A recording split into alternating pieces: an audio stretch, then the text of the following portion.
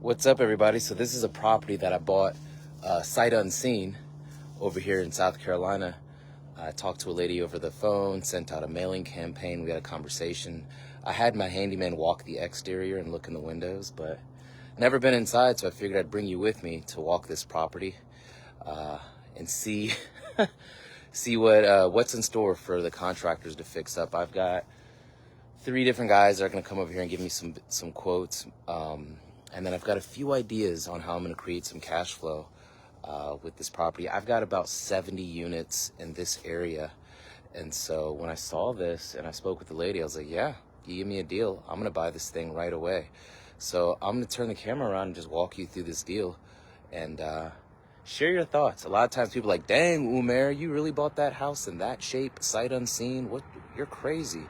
And I'm really not. I'd rather invest in assets that produce money on a monthly basis. This is how I was able to retire early, right? Technically retired.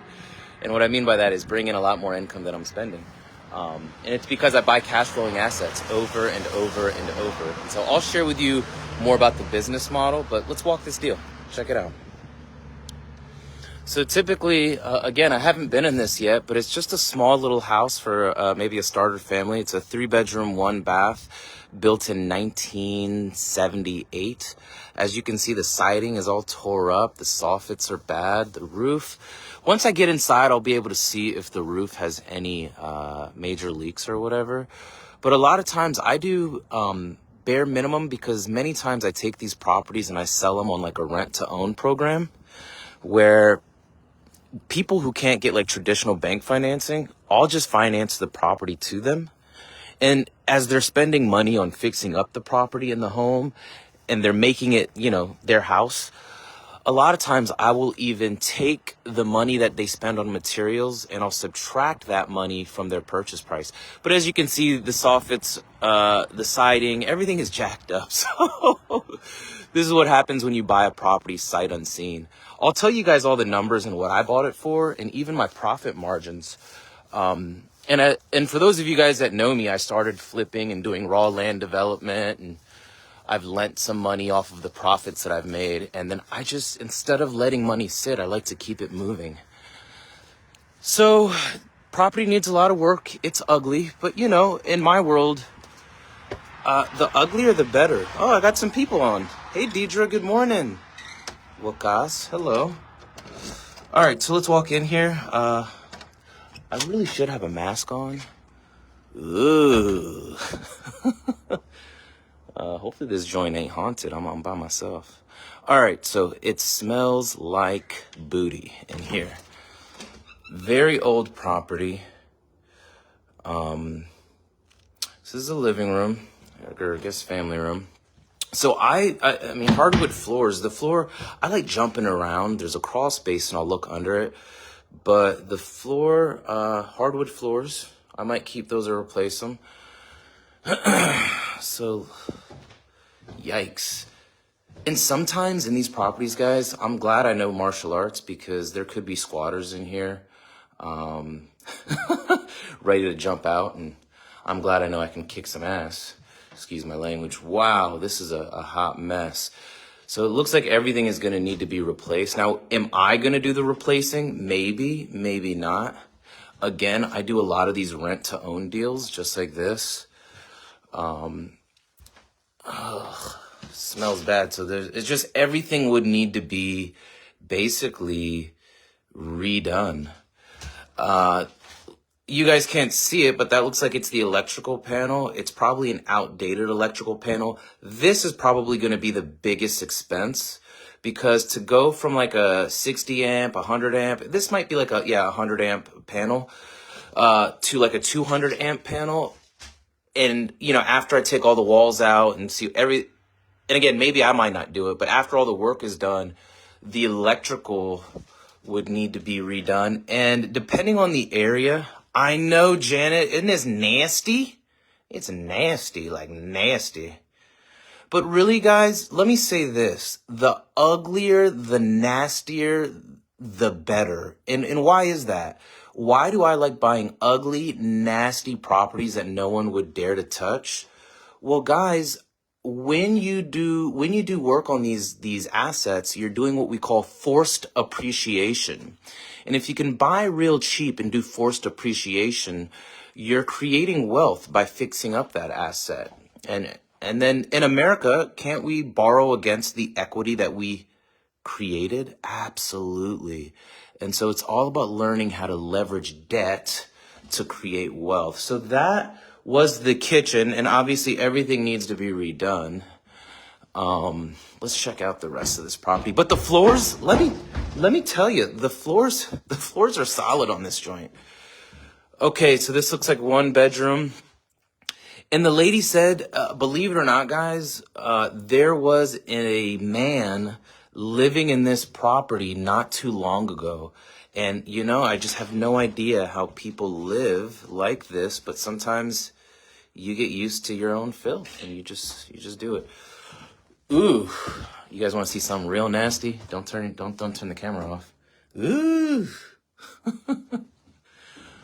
All right, so basically it looks like every single thing in this property needs to be redone. 3 bedrooms, so there's 1, 2, bathroom, 3, and it's ugly. It doesn't even have, sometimes people say, Umer, the property doesn't even have HVAC. And so let me turn this around.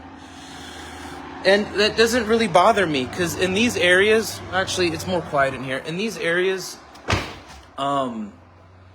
most people like using window units anyways because it's more cost effective and they're really bill conscious. So anyways, give me some feedback I want to give you some feedback. So I basically buy houses like this that nobody else wants and I'll take the property. And so, okay, let's talk about this one. I may put a new metal roof on there. I'll share with you all my numbers in a second. So I may put a new metal roof on there. I may update the electrical, but that's it. I mean, that's it. Because those are the main things that like a contractor type or a handyman needs to really make this their home. And after I do those basic things, and really the roof's not leaking, so I could patch it, but yeah, I want to help people have a nice home.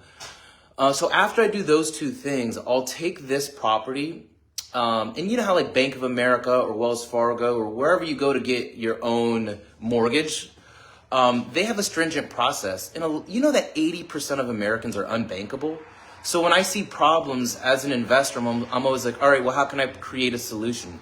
So I got into learning seller financing and I got into learning how to be the bank.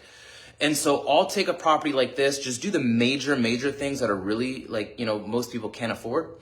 And then I will sell it on a form of seller financing. And my wife always laughs because I call our business Bank of America, right? So instead of having to go to Bank of America, they could come to Bank of America. And I approve people. I work with them. I take the time to get to know them and just, help them have home ownership. So I would basically collect a down payment and then seller finance this to someone. Now, sometimes depending on the situation, I'll do what's called a lease option first because you never know with people. I'm not really crazy on background and credit, but I do want to make sure that they have an income to pay for the property. So this is one that I just purchased and me and my wife are going to create some major cash flow. So I'm going to share the numbers with you guys. And a lot of people don't believe me at the price that I buy some of these for, but I will prove it if you need to see my closing disclosures. I bought this property over the phone, sent a purchase contract using DocuSign, or you can use Dotloop, got an agreement, used a title company that I like here, and I bought this property for $12,000. Just 12 grand. Yeah. It's crazy. The lady's older. She just didn't want it. It's been sitting. She didn't want to take care of it. She has no systems or processes in place. She just was in her family. So bought it for $12,000 cash. If I wanted to rehab this myself, I'm guesstimating I would spend about 30 grand, right? So I'm all in around 42 to 45. That's still pretty cheap. In this area, I can get trucks going by. I can get $800 to $900 a month. And so when I look at cash on cash return, because that's really something that's a big estimation for me. Anytime I invest in a business or a property to flip or my rentals, I always look at, hey, if I put this much into the deal, how long is it going to take to get my initial investment back? And then my plan has always been creating a revenue stream that I can live off of. And so instead of having a job and going to work, why not just have enough income and do whatever the heck you want with your life? So anyways, I bought it for 12 grand.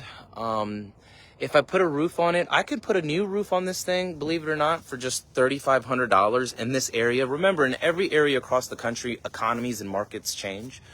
But in this area, and I've got them down pretty cheap, I got some really good guys that I've built a team down here. So I could buy a new roof for $3,500.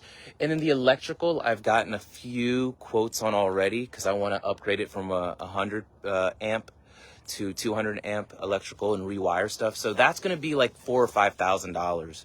So all in all, I'll be in under 30 grand or under 20 grand.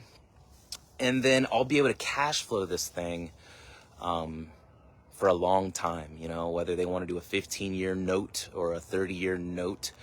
And I really fell in love with being the bank because, guys, I don't worry about tenants, toilets, or termites. It's their home. They pay for the property they pay for the taxes and insurance, and they get to enjoy home ownership. But I love enjoying passive income. So anyways, I'm glad that I don't really do a lot of these anymore. I've done so many properties. I haven't done a live for a while, but I just wanted to share with you guys sort of what me and Yas are up to. And I'm on a little business trip. I'm rehabbing a mobile home park. It's a 15 spot mobile home park a mile from here. And so it's a process. I bought it cheap. I'm going to add a new road and do different things. And then once I fix up that mobile home park, I'll do a commercial refinance.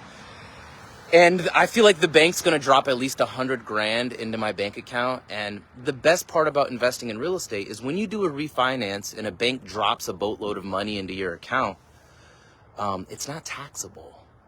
You guys picking up what I'm putting down here? Because the IRS doesn't tax debt. You know what I mean? So I do a refinance, I would be able to pull out all of the money that I spent on rehabbing the mobile home park. But because I have so many tenants paying rents, the tenants take care of the debt service, and then I use the additional income that the bank put into my bank account to go and buy more cash flowing assets. So I feel like a lot of people just don't understand the power of investing in real estate, and maybe that causes fear. And really, I was the same way. I was scared as heck when I first started in this business because you don't know what you don't know. But I love sharing what's possible for people, and hopefully you guys enjoyed the live today. And if you'd like some more information on mentorship, coaching, getting started with your own deals, participating in deals that I'm doing, I'm actually providing. I notice a lot of people want to invest in real estate, but maybe they don't want to do any work. They love their full-time job. So I'm actually doing some turnkey rental units as well. And what I found is people are looking for alternative investments other than what's happening with the 401ks or the stock market, because it's too risky, right? People can lose half of what's in their retirement overnight just because of what big companies are doing. So it's weird, but I always recommend people take control of their life because that's what it's all about. Anyways, guys, nothing but love and respect. Thanks for tuning in. I'll see you guys soon. Bye.